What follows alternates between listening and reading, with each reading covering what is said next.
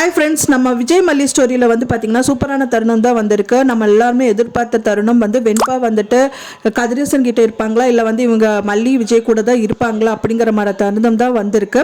அதுக்கு வந்து பார்த்திங்கன்னா மல்லி ரொம்ப அதிரடியாக வந்து இறங்க போகிறாங்க.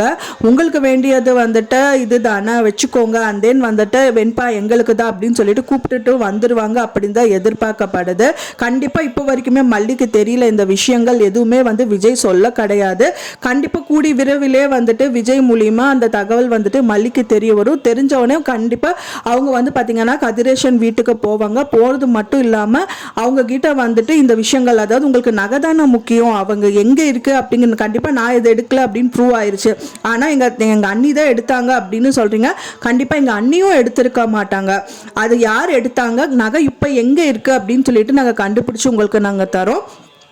உங்களுக்கு தேவையானது நகை மட்டும்தானே, அதை எடுத்துட்டு வெண்பா எங்களோட சொத்து, அவள் எங்களோட மக, அதனால இங்கே தான் இருப்பான்னு சொல்லிட்டு கூட்டிட்டு வரக்கான தருணம் தான் வந்துட்டு நம்ம வெயிட் பண்ணிட்டு இருக்கோம். கூடி விரைவிலே அது நடக்கும் தான் எதிர்பார்க்கப்படுது ஃப்ரெண்ட்ஸ். அப்படி தான் பண்ணுவாங்க நான் எதிர்பார்க்குறேன்.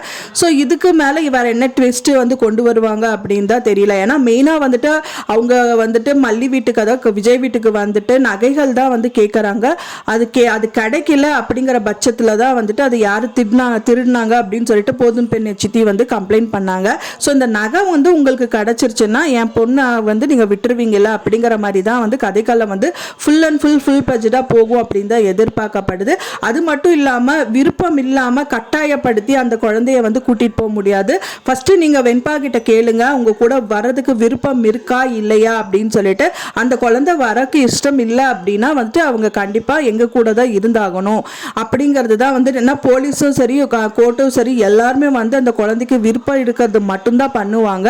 ஸோ அதனால வந்துட்டு கண்டிப்பாக அவங்க வந்து அவங்க அப்பா அம்மா கூட தான் இருக்கணும் அந்த குழந்தைன்னு சொல்லிட்டு அவங்க வந்து ப்ரூவ் பண்ணிடுவாங்க அப்படின்னு தான் எதிர்பார்க்கப்படுது.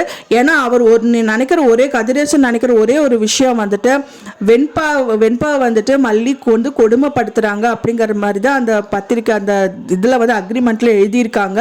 அது 100% ட்ரூ கிடையாது. அவங்க நல்ல விதமாக தான் பார்த்துருக்காங்க, அது மாற்றி எழுதியிருக்காங்க. அப்போ வந்து அந்த குழந்தை சொல்லும் போது இது 100% வந்து ஃபால்ஸ் இன்ஃபர்மேஷன்.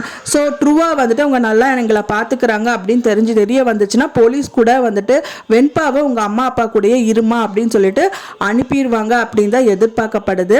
நீங்கள் என்ன நினைக்கிறீங்க அப்படின்னு சொல்லிட்டு எனக்கு மறக்காமல் கமெண்ட்டில் ஷேர் பண்ணுங்கள். நான் சொன்ன இந்த தகவல் உங்களுக்கு பிடிச்சிருந்தா மறக்காமல் லைக் பண்ணுங்கள், ஷேர் பண்ணுங்கள், சப்ஸ்கிரைப் பண்ணுங்கள்.